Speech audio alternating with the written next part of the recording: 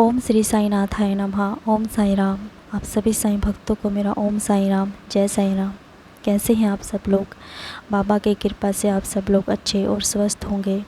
ऐसे ही बाबा का आशीर्वाद और प्यार आप सब पर बना रहे। श्री साईं बाबा का पावन महाग्रंथ श्री साईं चरित्र ग्रंथ के अनेकों लाभ और चमत्कार हैं।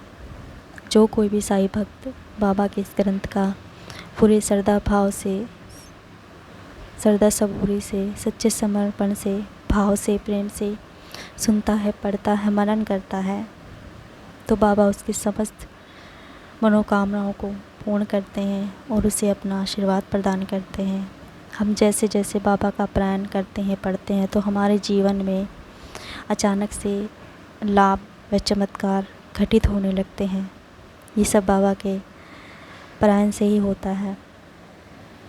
हम सब भी बाबा का पारायण करेंगे और अपनी मनोकामना पूर्ति के लिए बाबा से अरदास करेंगे और श्रद्धा भाव से बाबा का पारायण करेंगे।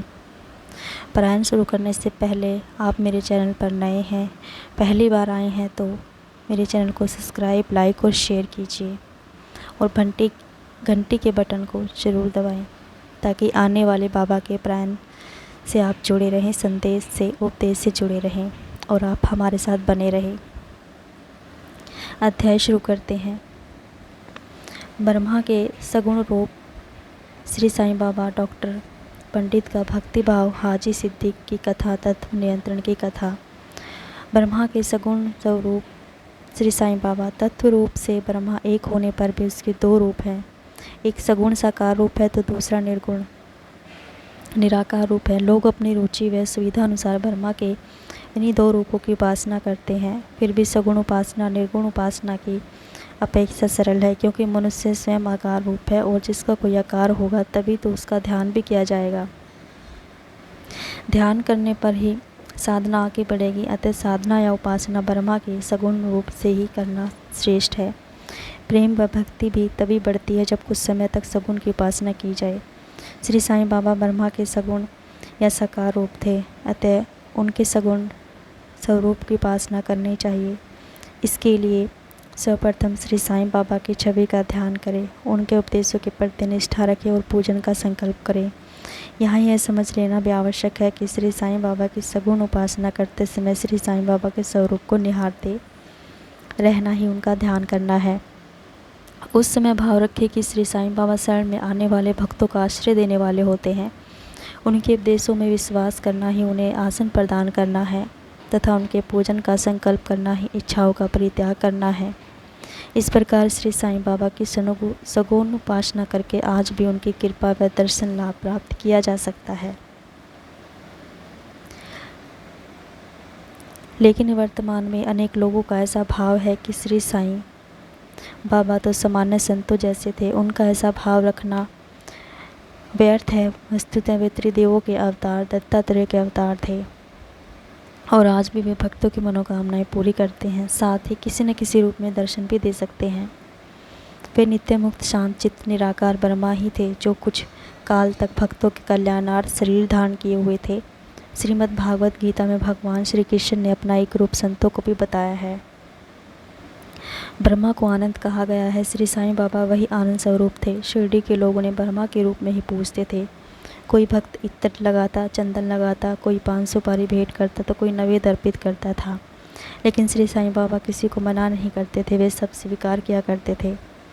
वे सर्वव्यापी थे। श्री साईं भक्तों ने इसकी अनुभूति भी की थी। ऐसे ब्रह्मा रूप साईं बाबा को कोटिश नमन। डॉक्टर पंडित का भक्ति भाव। डॉक्टर पंडित एक बार अपने मित्र दाता नूलकर के साथ बाबा के दर्शनों के लिए शिरडी पहुँचे। मस्जिद में पहुंचकर उन्होंने बाबा को प्रणाम किया और कुछ देर तक वहीं बैठे रहे।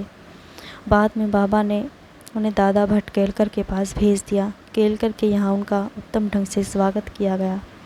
फिर दादा भट्ट व डॉक्टर पंडित दोनों ही पूजन के लिए साथ साथ मंदिर पहुँचे। पहले दादा भट्ट ने श्री साईं बाबा का पूजन किया, फिर डॉक्टर पंडित ने पूजन किया। पूजन करते हुए डॉक्टर पंडित ने पूजा की थाली में से चंदन लिया और बाबा के मस्तक पर त्रिपुंड के आकार का तिलक लगा दिया। लेकिन बाबा ने कुछ भी नहीं कहा।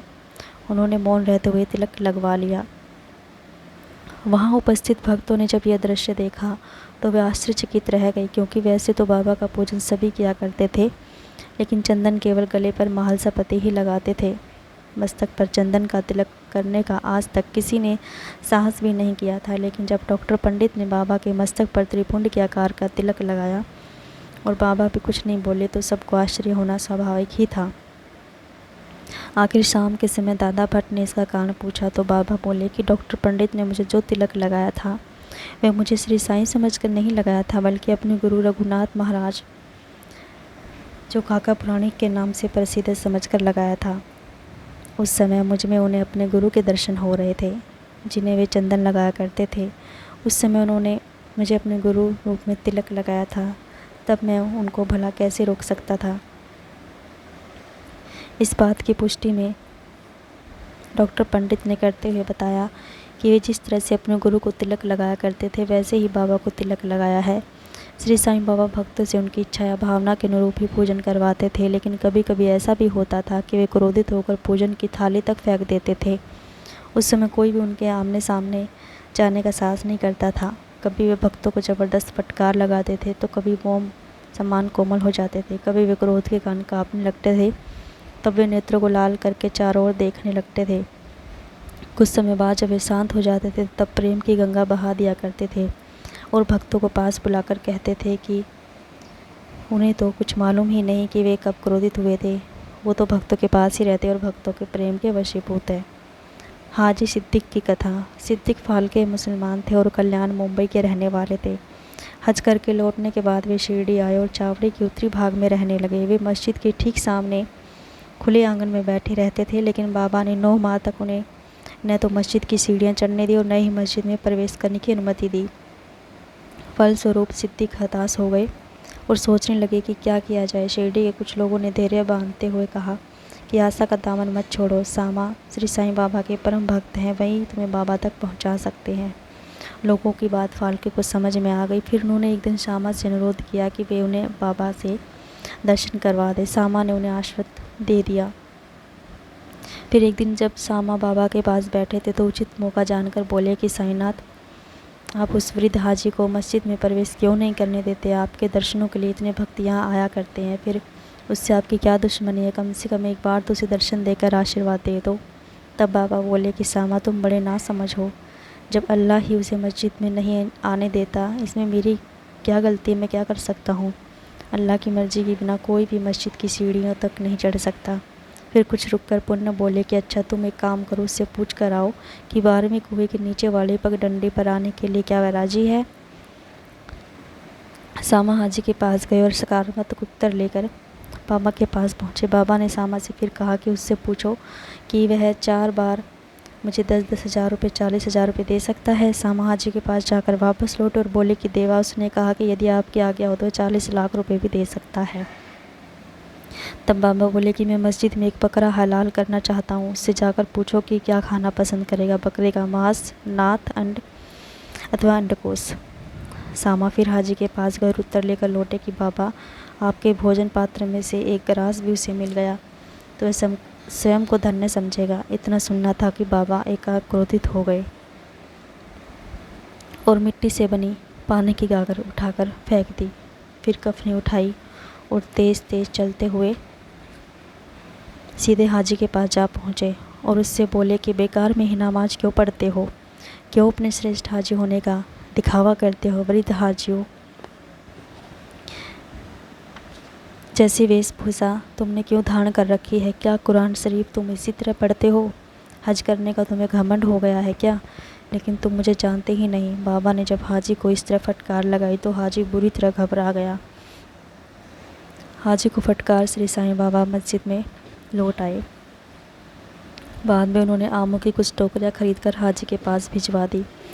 कुछ देर के बाद स्वयं भी हाजी के पास पहुँचे और अपने पास से 55 रुपये हाजी को दे दिए। इस घटना के बाद वे उस वृद्ध हाजी से प्रेम भाव का व्यवहार करने लगे और भोजन करते तो हाजी को भी अब बुलाते थे। हाजी भी अब बेखौफ होकर जब इच्छा होती मस्जिद में चले जाते थे। बाबा की इच्छा होती तो वे उन्हें कुछ रुपये भेंट स्वरूप दे दिया करते थे। इस तरह बाबा ने हाजी पर कृपा की। तत्व नियंत्रण की कथा। पंच तत्वों में पृथ्वी, जल, आकाश, तेज, अग्नि, वायु शामिल है। इन्हीं पंच तत्वों से चराचर जगत की सृष्टि होती है और इन्हीं 5 तत्वों में सृष्टि विलीन हो जाती है। श्री साईं बाबा का तत्व पर पूर्ण नियंत्रण था। इससे संबंधित 1-2 घटनाओं का यहाँ उल्लेख किया जाता है। एक बार की बात है कि शिरडी में भीषण झंझावात तूफान आया। आसमान में काले व घने मेघ छाए हुए थे। बिजली कड़क रही थी। वायु का प्रचंड वेग था और मूसलाधार वर्षा हो रही थी। चारों तरफ जल ही जल दिखलाई पड़ा। न केवल शिरडी के वासी वर्ण वहाँ रहने वाले पशु पक्षी भी भयाक्रांत होकर मस्जिद में इकट्ठे हो गए। शिरडी में वैसे तो अनेक देवी देवतियाँ थीं, लेकिन मदद के लिए कोई भी आगे नहीं आई। आखिर सबने श्री साईं बाबा से संकट निवारण की प्रार्थना की। श्री साईं बाबा को दया आ गई। वे बाहर की ओर मस्जिद के निकट खड़े होकर प्रलयकारी मेघों को देखते हुए कड़कड़ाकर बोले कि बस करो, शांत हो जाओ अब। श्री साईं बाबा का ऐसा कहना था कि कुछ ही देर में वर्षा का वेग मंद पड़ गया। वायु भी स्थिर हो गई। आंधी तो बिल्कुल ही समाप्त हो गई। देखते ही देखते आसमान में चंद्रमा उदय हो गया। तब सभी लोग प्रसन्नतापूर्वक अपने घरों की ओर चले गए। इसी तरह एक बार मध्याह्न के समय मस्जिद में प्रचलित रहने वाली धुन एकाएक प्रचंड हो गई और उसकी लपटें मस्जिद की छत तक पहुंचने लगी। धुनी की ऊंची उठती लपटों को देखकर मस्जिद में उपस्थित भक्तजन समझ नहीं पाए क्या करना चाहिए। जल डालकर अग्नि को शांत करना चाहिए या कोई अन्य उपाय करना चाहिए। बाबा से पूछने का किसी में साहस ही नहीं था, लेकिन बाबा तो अंतर्यामी थे। वे लोगों के भाव को समझ गए। आखिर परिस्थिति को भाप कर उन्होंने सट का दंड उठाया और सामने के खंभे पर जोरदार प्रहार करते हुए बोले कि नीचे उतरो और शांत हो जाओ। भक्तों ने देखा कि साईं बाबा उस खंभे पर जैसे जैसे प्रहार करते जाते थे, अग्नि की लपटें स्थिर पड़ती जाती थी। कुछ समय बाद ही धुनी सामान्य दिनों की तरह चलने लगी। इस घटना का अपने मूल ग्रंथ में वर्णन करने के बाद हेमांत पंत कहते हैं कि श्री साईं बाबा ईश्वर के अवतार थे। जो कोई भी उनके आगे शीश झुकाकर उनकी शरण लेगा, वे उस पर अवश्य ही कृपा करेंगे। श्री साईं बाबा की लीलाओं का पठन श्रवण करने से दुखों की निवृत्ति होगी। केवल साईं साईं स्मरण करते रहने से मनोभिलाषाएं पूर्ण होगी। ओम साईं नमो नमः। साईं बाबा की कृपा से और आप सबके संयोग से बाबा का पारायण संपन्न हुआ। बाबा हम सबकी अरदास सुने और हम सबकी मनोकामनाओं को पूर्ण करें। हम सबको अपना आशीर्वाद और प्यार दें, अपनी कृपा बनाए रखें। ओम साई राम, जय साई राम।